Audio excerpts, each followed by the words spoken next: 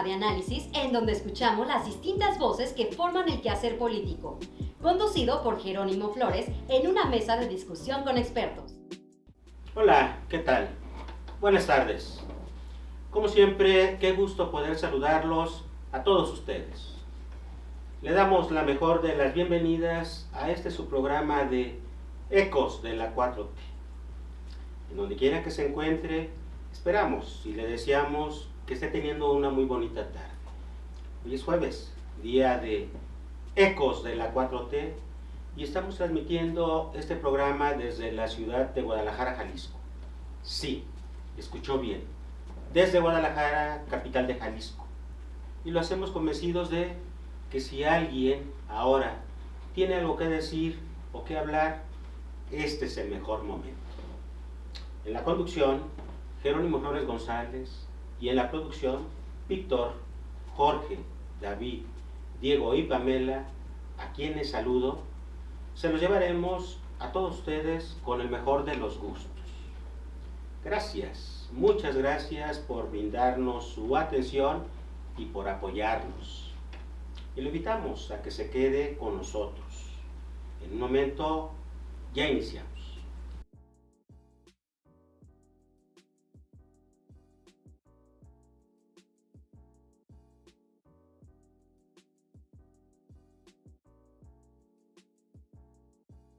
Y bien, miren ustedes, para este programa, tal y como ya lo hemos venido haciendo, le tenemos preparada información que esperamos sea de su completo interés y agrado. Vamos a tener la sección de Andrea, con su sección Andrea te lo explica. Y por supuesto también vamos a tener la participación de los integrantes del equipo de Ecos de la 4T, ya conocidos por ustedes: el profesor Gabino Berumen, el maestro Antonio de Jesús Mendoza Mejía y el abogado Eduardo Montaño Ramírez. Con su participación semanal estarán pues planteando hoy hacia ustedes la información que tenemos. Y no puede faltar nuestro monero Júpiter, con su participación en su muy gustada sección El Rincón de Júpiter. Así de que comenzamos. Qué bueno que continúa con nosotros. Y miren, ya se encuentra aquí en el estudio el profesor Gabino Berumen Cervantes. Profesor, buenas tardes. Qué gusto, licenciado Jerónimo. Aquí, como siempre, con mucha disposición para intercambiar algunos puntos de vista. Gracias, maestro, por acompañarnos como lo hacen cada una de sus participaciones en este programa. Y bueno, maestro, pues hay muchas cosas por hablar, muchos temas. Por supuesto que únicamente existe la prohibición para no hablar del ámbito de la caricatura ni del muñequito, porque sí, pues de esas cosas, de las decisiones de sentencias por los tribunales electorales. Entonces, maestro, ¿cómo ve? ¿Tenemos prohibido? Ya aportaron una caricatura, un muñequito, todo lo que se le parezca, porque el Tribunal Electoral del Poder Judicial de la Federación determinó que esta era una promoción desigual, porque se estaba privilegiando la figura del presidente en las campañas electorales, y que eso no le daba equidad, certeza, legalidad a los procesos, porque una caricatura estaba influyendo en el ánimo del electorado, y eso hacía que las condiciones fueran desiguales, de tal suerte que la figura encarnada en la caricatura del presidente, cuando ya no sea presidente, de todos modos va a estar prohibida. ¿Por qué? Porque, bueno, pues así lo dispuso el Tribunal Electoral del Poder Judicial de la Federación, en contra, aquí habría que analizar, en contra de la creatividad, del ejercicio de lo que podemos llamar una cultura vinculada con lo artístico, porque pues estos caricaturistas, como se les denominan moneros, pues realmente lo único que está haciendo pues es demostrar que tiene inventiva, que tiene capacidad, que tiene impacto su obra, y el hecho de que eso se haya manejado con esas características en las diferentes manifestaciones, AMLito con la banda presidencial, AMLito con sus dientes de ardilla, ¿no? AMLito con esa sonrisa sugestiva. Bueno, pues son cuestiones de creatividad. Entonces está atentando en contra de la libertad y la creatividad de un artista. Y bueno, ese manejo de los... yo estuve escuchando los posicionamientos de los magistrados del Tribunal Electoral del Poder Judicial de la Federación y dicen, muy doctos. ¿cómo es posible que estén haciendo estas cuestiones de argumentación para definitivamente prohibir? Entonces, cuando debiera de estarse alentando a través de las figuras de los órganos jurisdiccionales, pues que haya libertad de expresión, de que haya libertad de manifestación de las ideas, y en ese sentido, pues a mí me pareció oprobiosa la actitud de estos personajes. Y obviamente, pues el que hoy opera como presidente del Tribunal Electoral del Poder Judicial de la Federación, pues es una persona ligada al calderonismo. Entonces, ¿qué se puede esperar de quienes están ahí en este órgano jurisdiccional supremo cuando tienen una vinculación con la derecha y con la extrema derecha? Fíjese, maestro, que no acostumbro a ser pues muy expresivo, pero desde que iniciamos este programa con este punto, no he dejado de reír porque eso me provoca. Sí, me provoca risa, sí. Con el respeto pues que merecen los señores y las señoras magistradas o señoras magistradas y señores magistrados, pero no puedo evitarlo. Me provoca, me mueve la risa, pues que uno como abogado, que es en mi caso, pues caray, hombre, no le permitieron a la caricatura ni al peluchito, no quisiera el uso de la voz para su defensa, maestro. Claro. Se lo sonaron, sin qué barbaridad, no, por eso me mueve la risa. Sí, es de dar, aparte de que causa hilaridad, risa, da pena ajena. También son sentimientos que uno dice, bueno, ¿cómo es posible que estas personas, que siendo los encargados de la impartición de la justicia electoral, se muevan en esos terrenos que los llevan a que se inmiscuyan en temas que no les corresponden? No es posible que se limite la creatividad, la creatividad artística de los personajes que están dedicados a la caricatura. Acordémonos, por ejemplo, de Guadalupe Posada con su famosísima Catrina, que era una muestra también de que era un esqueleto, y a quién estaba vestida así de Catrina, a quién estaba caricaturizando, pues a la clase alta, a la clase que era en aquellos tiempos del porfirismo, pues la clase dominante.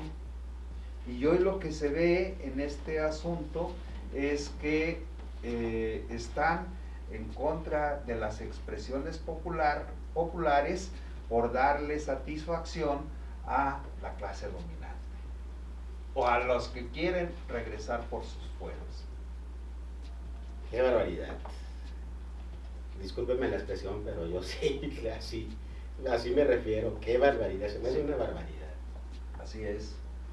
Un despropósito que pues no logro encontrarle un sentido profundo y ecuánime, porque que se le haya dedicado esa sesión específica por parte de los señores magistrados. Por supuesto que se los propusieron para estudio y análisis, ¿no? Pero para ver todo lo que hicieron, sus argumentos y a la decisión que llegaron. Profesor, desde luego pues que tiene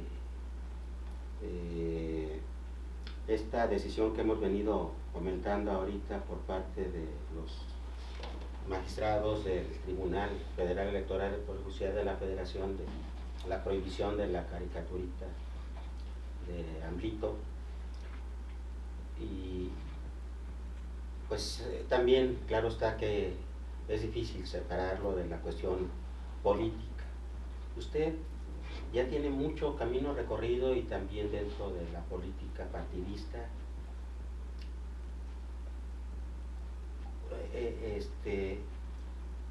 Esto en la cuestión política y en particular para los partidos, en cuestiones de publicidad o de poder hacer posicionamientos de lo que se está haciendo, ¿qué implicaciones tiene? Porque también hay otras cuestiones pues que ahí pudieran perfectamente los ciudadanos y los mismos políticos pues también considerar.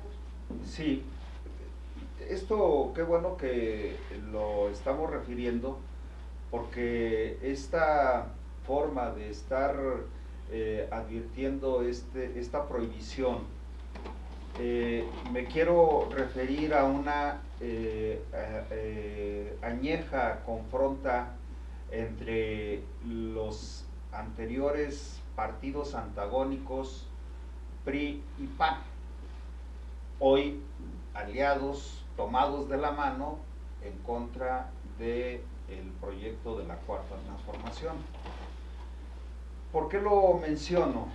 Porque también es cierto que esa vieja demanda del Partido Acción Nacional era de el por qué se utilizaba en el logotipo del PRI los colores patrios.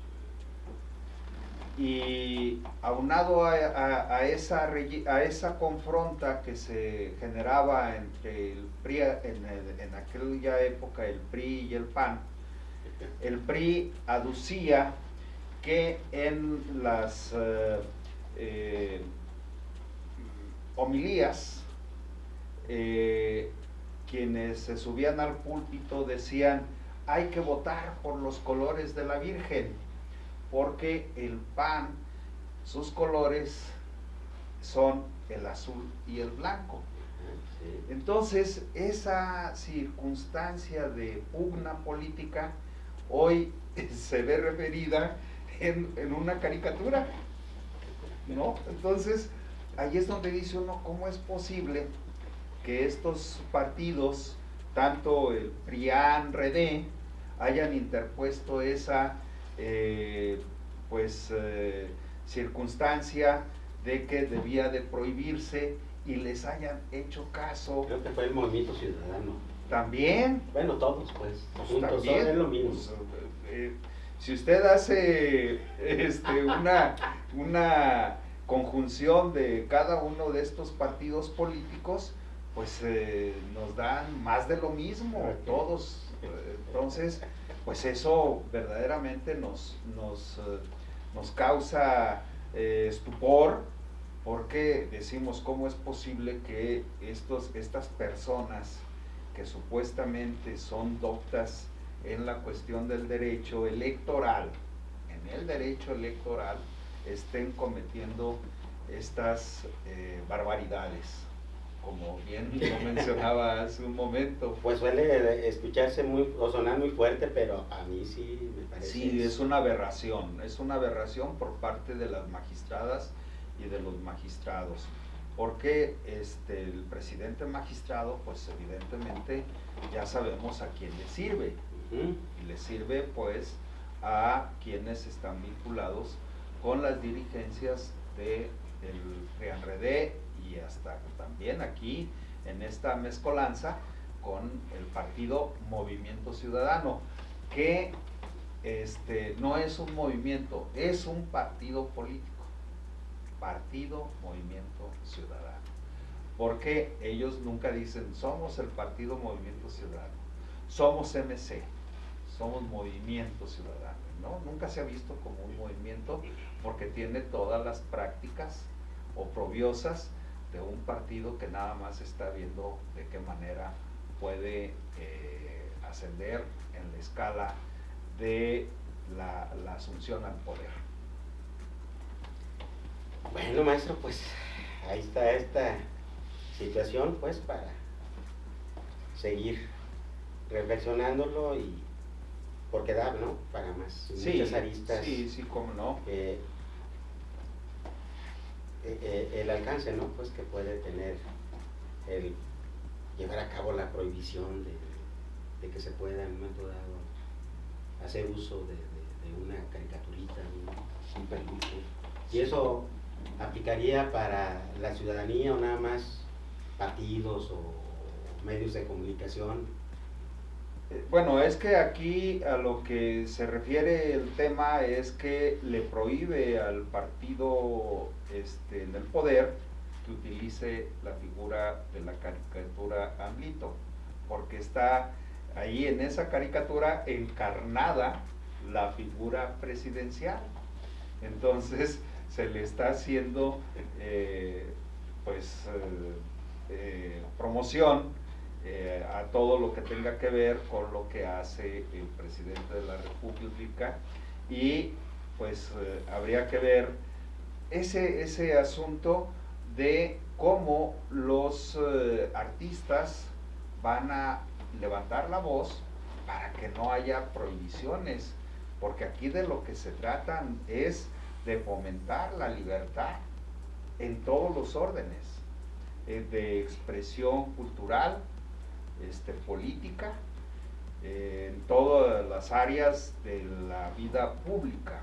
Entonces no es posible que haya esas formas de prohibición a un partido político que está en el poder y que verdaderamente, bueno, entonces ahí habría que ver si van a prohibir que esos colores que tiene el Partido Revolucionario Institucional, que son los colores de la bandera, y que en el pasado también, cuando no había una cultura política muy acendrada en el inconsciente colectivo, pues llegaban a las poblaciones los dirigentes partidistas y decían, hay que votar por los colores de la bandera.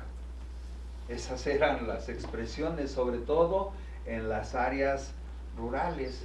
Y luego los de Acción Nacional impugnaban esa situación y la contrarréplica era porque allí en las cuestiones del púlpito se conminaba a la feligresía que votaran por los colores de la Virgen.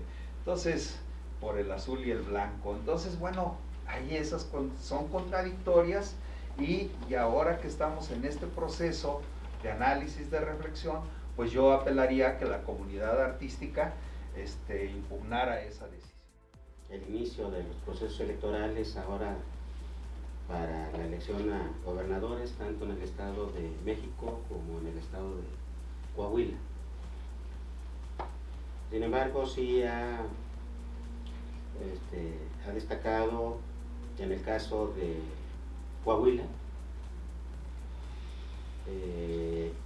las decisiones que tomaron por separado. Por un lado, el Partido Movimiento de Regeneración Nacional, Morena, como el PT, han sido aliados y que ahora pues todo apunta que en el caso de Coahuila el PT va con su abanderado y Morena va hace lo propio también. Ahí cómo entender esa situación de que en un lugar sí y en otro lugar no, cuando hay un proyecto en común. Sí, es que en este tipo de alianzas o de coaliciones habría que diferenciar cuando es una elección federal y es una elección local. Desde luego es entendible. ¿Qué esperaría que hubiese en Coahuila? Que finalmente los que tienen esa perspectiva de apoyar al Movimiento de Regeneración Nacional, el Partido Morena en el poder federal, pues en Coahuila se nucleen en torno a quien es el que ganó la encuesta, que es el senador Armando Guadiana, y quien perdió la encuesta, porque habría que ver que el que perdió la encuesta y que ahora es abanderado del Partido del Trabajo, pues quedó en tercer lugar. Entonces, allí él es el que no está respetando esa situación, Ricardo Mejía Verdeja. Y entonces, ahí hubo una situación en la cual, ¿qué está sucediendo? En el movimiento de huelga del sindicalismo, quienes rompen una huelga se les llama esquiroles. Sí. Y entonces en un partido político, cuando no hay un respeto a las reglas, ¿cómo les pudiéramos llamar? Pues traidores.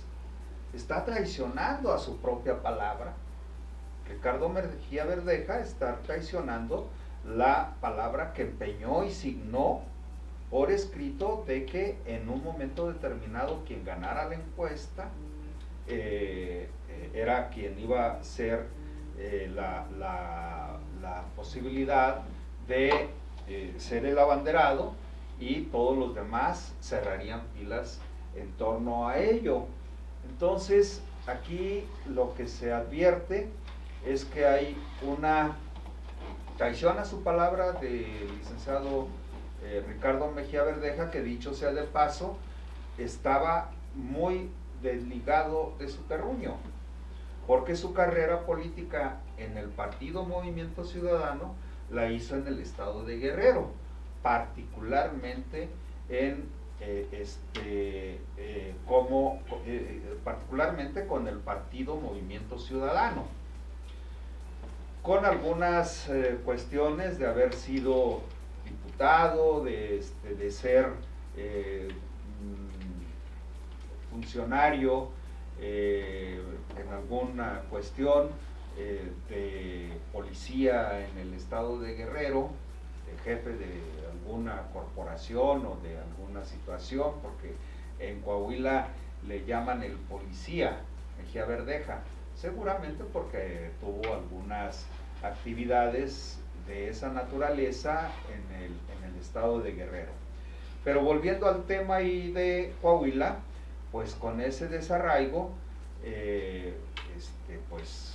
hay la situación y la percepción de que pues él a lo que llega es a subirse al proceso para satisfacer una ambición de carácter personal. Entonces esa es mi forma de apreciar las cosas, de cómo se está viviendo en Coahuila en relación a estos dos candidatos. Uno que ya es abanderado del Partido del Trabajo y el otro que es abanderado del Partido del Movimiento de Regeneración Nacional, que es el senador con licencia Armando Guadiana Tijerina. Entonces yo aspiraría a que los morenistas de Coahuila pues apoyaran ese proyecto, porque ahí lo que se tiene que combatir es un es una práctica política de muchos años que llegó a convertirse en un, pues como también se le denomina ya, en el moreirato. Primero con un personaje que fue gobernador de Coahuila, luego presidente nacional del PRI, y ahora que deja un periodo de transición para que llegue otro personaje a gobernar Coahuila interinamente, y luego asuma el poder su hermano, Rubén Moreira, que es coordinador de los diputados del PRI en la Cámara Baja, en la Cámara de Diputados. Y bueno, ahora ¿qué hay que hacer ahí? Pues un trabajo de cicatrización de esa herida que le infringió a Morena el licenciado Ricardo Mejía Verdeja. Muy bien, maestro. Bueno, pues ahí están estos dos interesantes temas que en esa semana surgieron, y pues yo creo que va a seguir dando para más. Sin duda. Nos vamos a seguir viendo y vamos a seguir abordando. Por supuesto, y en estas dos elecciones que hay en este año 2023 como preámbulo para la elección federal, pues esperemos que Morena se alce con la victoria en el Estado de México y en Coahuila. Profesor Rabino, muchas gracias. Un gusto como siempre y a la orden. Damos un corte y regresamos. Hola, ¿qué tal? ¿Qué dijiste? Ya censuró el Tribunal Electoral del Poder Judicial de la Federación, Andrea, como lo hizo con el AMLito. No, ¿cómo crees? Ah, ¿cómo? ¿No sabes que el Tribunal Electoral del Poder Judicial de la Federación censuró la imagen caricaturizada del presidente, mejor conocida como AMLito? No, bueno, pues ya lo sabes, para eso está, Andrea te lo explica. Déjame ponerte en contexto. En días pasados, con el arranque de las campañas electorales que se llevarán a cabo en algunos estados del país, Morena, dando seguimiento a política de continuar con el proceso de transformación del país, al que todos llamamos la 4T, un término acuñado principalmente por el presidente Andrés Manuel López Obrador, le pareció estratégico utilizar una imagen de una caricatura del presidente al que cariñosamente la gente llama AMLito. Esta caricatura fue creada para la campaña electoral del 2006 y que presentaba a un caricaturizado AMLO con su típico gallito del cabello, unos dientes de castor y muy sonriente con la mano en puño y con un pulgar levantado que decía: sonríe, vamos a ganar. Gracias por continuar con nosotros. Ya está aquí en el estudio el maestro Antonio de Jesús Mendoza. Maestro. Un gusto. Buenas tardes, maestro. Un gusto mío, que de nueva cuenta, como lo hace siempre en cada semana, para su participación. Y ahora, ¿qué tema, por favor? Platiquemos de Coahuila, sobre todo en este proceso de registros, o preregistros, porque todos no están registrados, pero sí ya de aspiraciones a una contienda electoral por una posición gubernamental. Adelante, maestro, por favor. Miren, Coahuila es uno de los estados con mucha historia. Recordemos que la historia importante de Coahuila pues es la cuna de Ignacio Zaragoza. Y Coahuila, precisamente, parte importante de su territorio era Texas. Y precisamente Coahuila es parte importante dentro de la historia de México, parte importante de una división territorial que pertenecía en un tiempo a México y después se fue hacia los Estados Unidos. Pero Coahuila sigue siendo precisamente una situación estratégica para el país. Tenemos frontera con los Estados Unidos. Y esa frontera con los Estados Unidos precisamente es una frontera vital para comprar y vender, en pocas palabras, para exportar e importar.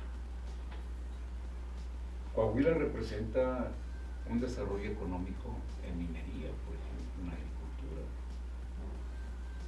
Pero también Coahuila representa en esos momentos una reflexión política, que es la que vamos a platicar en su programa. Coahuila, pues, es parte inherente de la República Mexicana, forma precisamente parte de la Federación Mexicana, forma parte de México. Y es de los estados del norte precisamente con un superávit económico muy importante. Pero hoy precisamente se va y se ve una contienda electoral. Coahuila precisamente en estos momentos está gobernada por Riquelme, creo que es el gobernador del PRI, y por su propio proceso político electoral ha sido un estado priista por muchos años, muchos años. Coahuila también es parte importante del movimiento maderista. Ahí precisamente nace ese prócer de la democracia, Madero. Francisco Madero. Coahuila es productor también de vinos y sobre todo vinos tintos correspondientemente. En fin, es un estado rico. Pero viene una situación que nos pone precisamente a repensar. Y a repensar porque 2023 es el pre-inicio y el inicio de una contienda de carácter local. 2023 se tienen que ya en un momento más, un tiempo más, 6 meses más, registrar los candidatos. Pero ya comenzaron los registros por los partidos o preregistros correspondientes para registrar los candidatos conforme a la reforma electoral. Y hay una situación que a mí me pone a reflexionar. Por ejemplo, la posición de los aliados. Morena tiene 2 aliados, el Partido Verde y el Partido del Trabajo. Morena en esos 2 aliados precisamente se sumó a la contienda presidencial. Y recordemos que los partidos, tanto el PT como el Verde, pues se consideraban dentro del proceso partidista como partidos satélites. No eran partidos de masas, eran satélites. Y siempre su subsistencia se logró a través de las alianzas.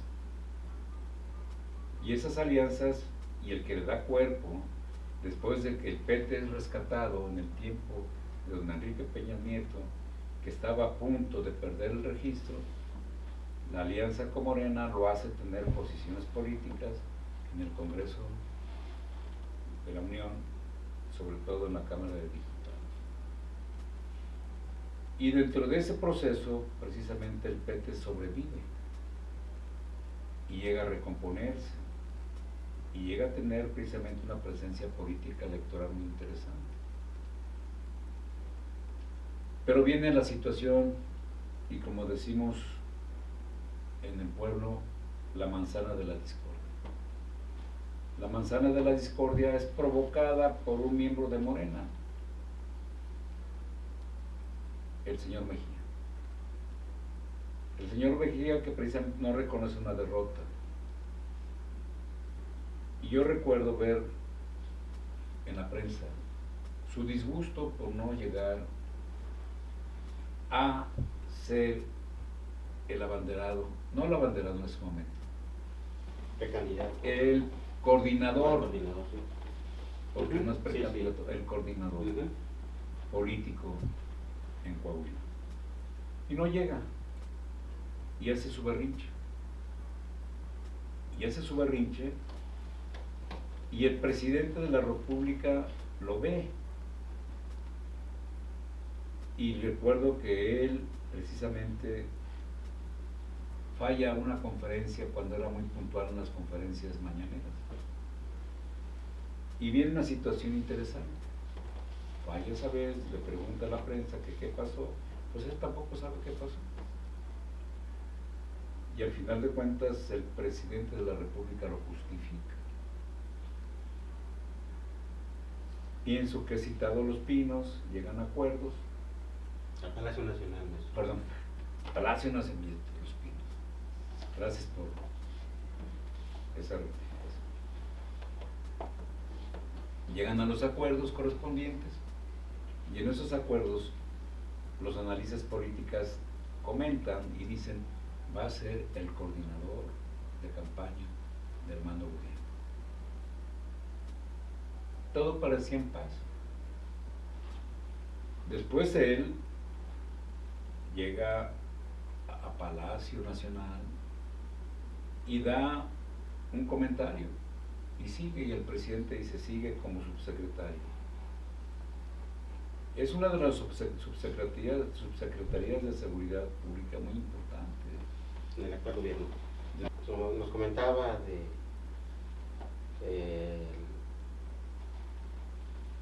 es precandidato actualmente pues por el PT.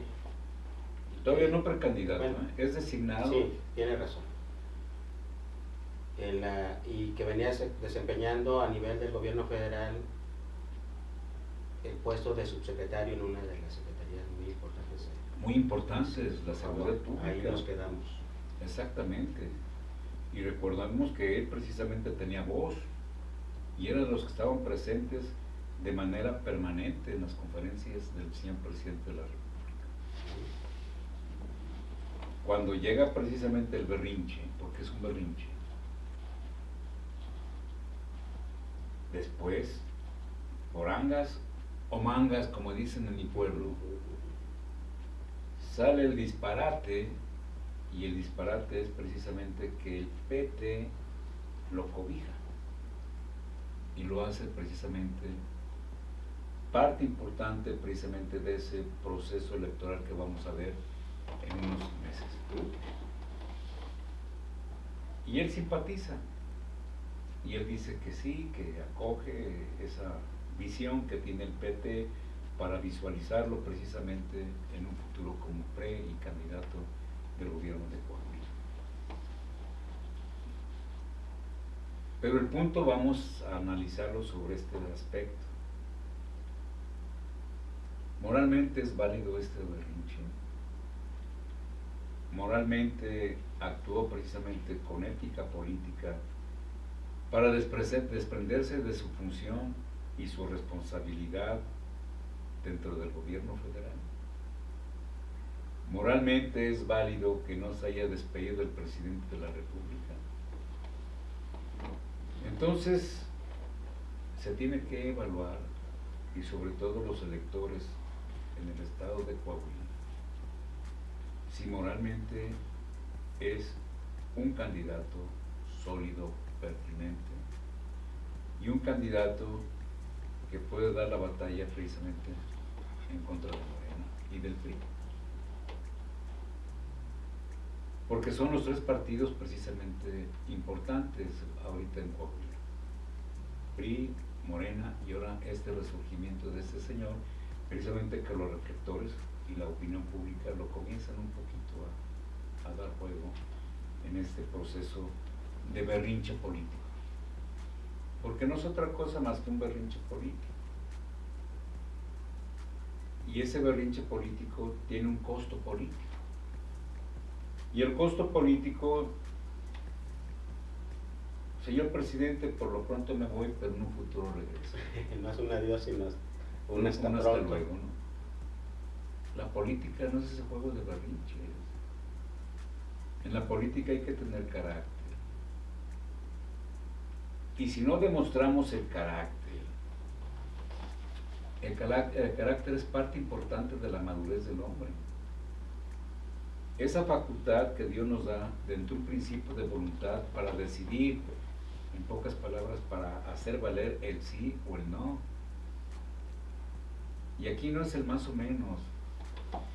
Hoy me voy, pero mañana regreso y el presidente no hizo berrinche, pero sí dijo, se fue sin despedirse. Solamente me mandó una cartita y me da la renuncia correspondiente cuando precisamente el carácter, la formalidad, la ética y la moral es verlo de frente, señor presidente. muchas gracias, mi renuncia. Pero no esperar para que precisamente llegar, como dicen, el golpe traidor.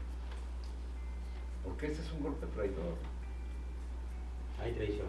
Para mí hay traición hacia los principios, más que hacia la convicción política de Morena, hacia los principios de ser humano. Y es una traición a la voluntad del pueblo, pero también una traición hacia su persona. Y eso no es válido en esa posición y en esa ambición desmedida del poder. Porque lo que está haciendo es una ambición desmedida del poder. Y además los comentarios precisamente, que al final de cuentas dice, bueno, porque también Armando Guadiana, pues dice, bueno, lo que está haciendo pues es un berrinche y está dándole oportunidad para que se fortalezca el PRI, y al final de cuentas dándole juego político al PRI, cosas de esas, ¿no? Después él dice, bueno, tú ya eres un señor grande, te debes de retirar, y entra un rollo o un discurso de bajo nivel político. Fíjese, maestro, que hay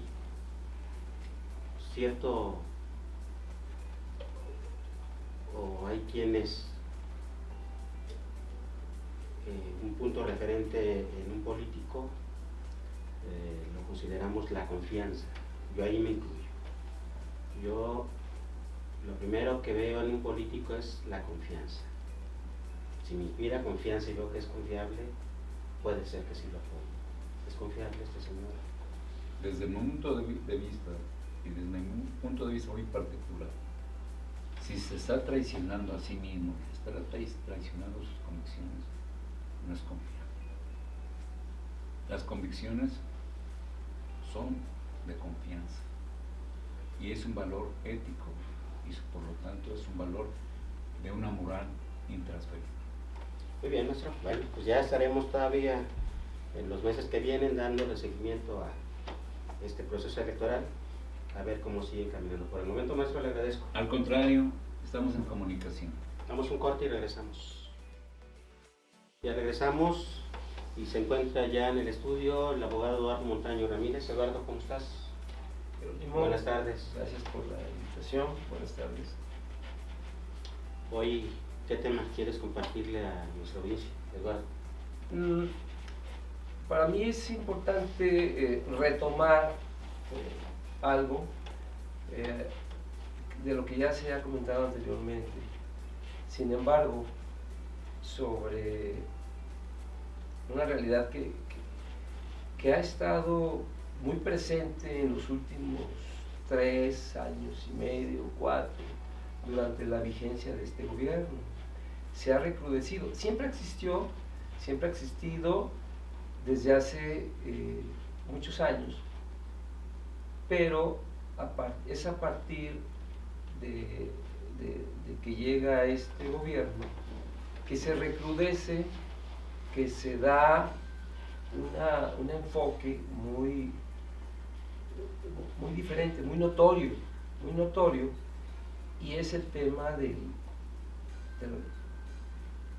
racismo, el clasismo y temas que quizá tengan que ver con la discriminación, con la marginación, con la desvalorización de ciertos sectores, ciertos personajes, ciertos valores, ¿verdad?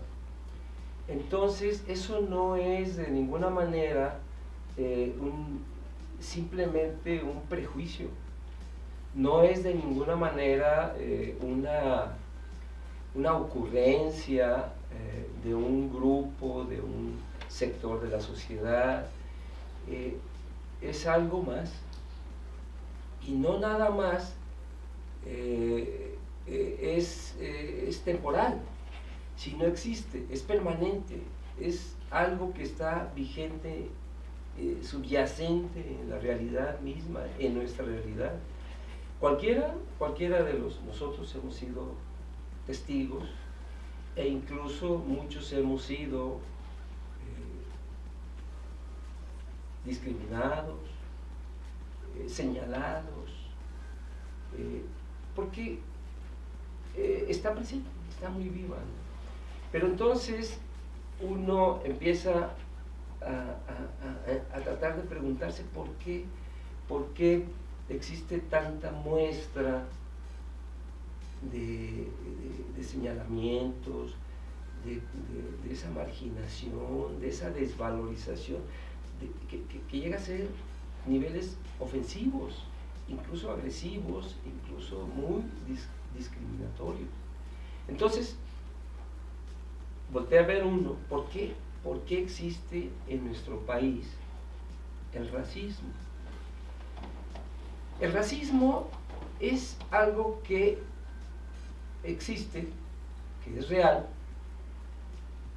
en todo el mundo. El mundo está afectado de esa forma de clasificación, ¿verdad? Pero entonces, ¿qué origen tiene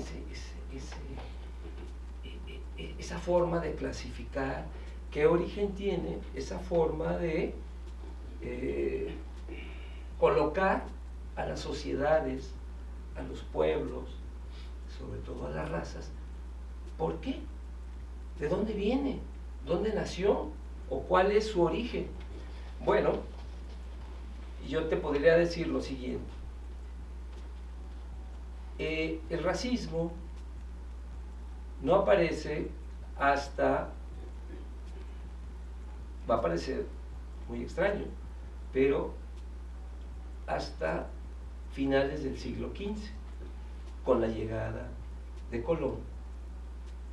Cuando llega Colón a las primeras islas, encuentra que existen unos seres que para él son inexplicables, no sabe quiénes son, no sabe qué son, no sabe cómo clasificarlos, porque son muy diferentes, no se visten, ¿verdad? No hablan el idioma de los recién llegados, incluso en las cartas, en las primeras cartas de Colón, se asienta la duda de quiénes son, qué son esos naturales, esos seres que están en estas islas a las cuales llega él, en este lugar. Pues quiénes son, ¿verdad? Son pacíficos, andan desnudos, se encuentran igualmente sorprendidos porque ven gente llegar en barcos que nunca no conocían. Entonces, hasta esa fecha no existe una forma de clasificar a estos habitantes de este lugar, de estas islas, de estos nuevos territorios. No existen. Entonces él pues anota en sus cartas, regresa a Europa y pues notifica a los reyes lo que encuentra. Eso con posterioridad dará inicio a lo que sería después la conquista, la colonización, un periodo de muchos años. Sin embargo, en un principio de esa operación, de esa colonización, cuando se empieza a traer, cuando empiezan a migrar, cuando empiezan a llegar grandes cantidades de europeos, empiezan poco a poco a implantar su cultura, sus valores, y empiezan a destruir lo que existía aquí. La cultura o las culturas indígenas empiezan a ser, primero, vencidas militarmente, con las nuevas armas que traen, con los caballos, con las armaduras, con las armas de acero. Empiezan a ser vencidos los ejércitos mexicas, por ejemplo, con alianzas, las caltecas, etc. Y empieza un doblegar, un exterminio de las clases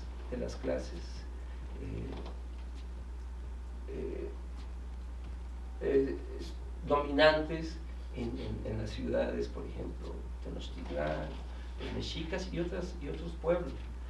Entonces, al ser destruidas, empieza a destruirse también su cultura, sus ciudades son derruidas, pero se va combinando con factores, por ejemplo, las enfermedades, ¿verdad? Que los habitantes de aquí no tenían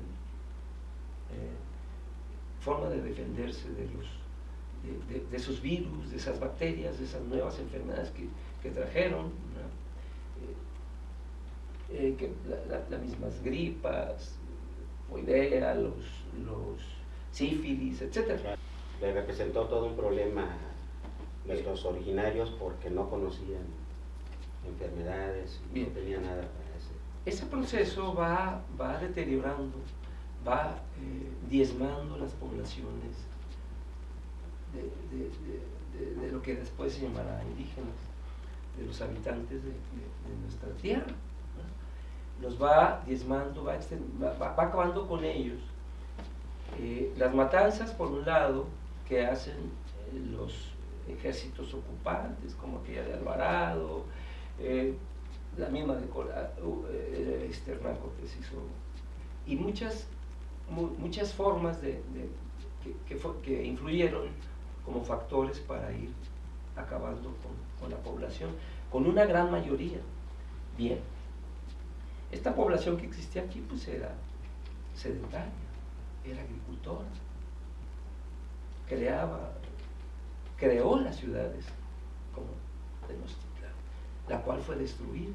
Bien, ese proceso es poco a poco va fortaleciéndose, va constituyéndose en una nueva forma de vida, en una nueva cultura, y tiene una duración de muchos años. Sin embargo, en ese proceso, dentro de los primeros años de la colonización, primero la conquista y luego el ir colonizando, dentro de los primeros años empiezan a venir estas poblaciones peninsulares, europeas, y empiezan a imponer por la fuerza, a despojar de sus tierras a la población, de marginarlos, de clasificarlos, de someterlos a ciertos tipos de servidumbre, y se empieza a generar un concepto de superioridad, los que llegan nuevos, los europeos, y los otros que han sido vencidos, a los cuales se les empieza a imponer un idioma, religión, se les empieza a imponer nuevas formas de vida. En ese contexto surge un dilema, un problema muy importante mediante el cual el reino y los misioneros, entre ellos Bartolomé de las Casas, Ginés de Sepúlveda, empiezan por una parte, la religión que ellos trajeron hablaba de respetar la vida, el amor, del amor al prójimo. Pero entonces surge ese dilema. A ver, el habitante de esta tierra ¿qué es? ¿Es humano? ¿No es humano? Entonces hay un dilema y hay una conferencia, un diálogo muy importante en lo que sería España, después fue España, aproximadamente a mediados ya del siglo XVI, 1540 y tantos, no recuerdo la fecha. Hay por mandato del rey, que les pide a estos frailes determinar si son o no son humanos. ¿Qué son? Entonces hay un diálogo, hay una discusión, hay una exposición de ideas y finalmente encuentran una conclusión a la que llegan y que dice, estos seres, después de preguntarse qué son humanos, son no humanos, por no decir de otra manera, encuentran que efectivamente son humanos, pero son humanos en una etapa muy inferior a la de ellos. Es una etapa en la cual esos seres deben ser educados, deben ser cristianizados y deben ser enseñados. ¿A qué? A vivir la nueva cultura, la nueva religión, los nuevos conocimientos. Por lo tanto, a ellos se les debe despojar de sus conocimientos, se les debe despojar de sus tierras, se les debe despojar de todo lo de valor para reeducarlos, para conducirlos a un destino que ellos eligen. Sin embargo, ese periodo no es inmediato, se va dando a medida que se va instaurando la colonia, a medida que se va instaurando la nueva civilización, a la medida que se va instaurando esa nueva cultura de la propiedad, del mercado, y se va, lo que ya hemos hablado anteriormente, a extraer los recursos de la nueva tierra, se va a extraer los recursos culturales, los recursos epistemológicos, el conocimiento, las formas de vida, su religión, se le va a sustituir. Entonces, en ese contexto, poco a poco se les va, por una parte despojando, pero se les va imponiendo. Y entonces sí, se ha reconocido que son humanos, pero es el estrato más bajo de la raza humana. Mira, Eduardo, quiero proponerte, por favor, por razones de tiempo, que en el siguiente programa retomemos para darle continuidad. Esto da para mucho. Así es, y concluir, por favor, toda esta información que nos estás planteando, que a mí me resulta muy interesante. De esta manera hemos llegado a la parte final de uno más de sus programas de Ecos de la 4T. Les recordamos que Ecos de la 4T se transmite desde Guadalajara, Jalisco. Sí, escuchó bien, desde Guadalajara, Jalisco. Eduardo. Gracias, Jerónimo. Nos vemos en el siguiente programa. A tus órdenes. Hasta la próxima.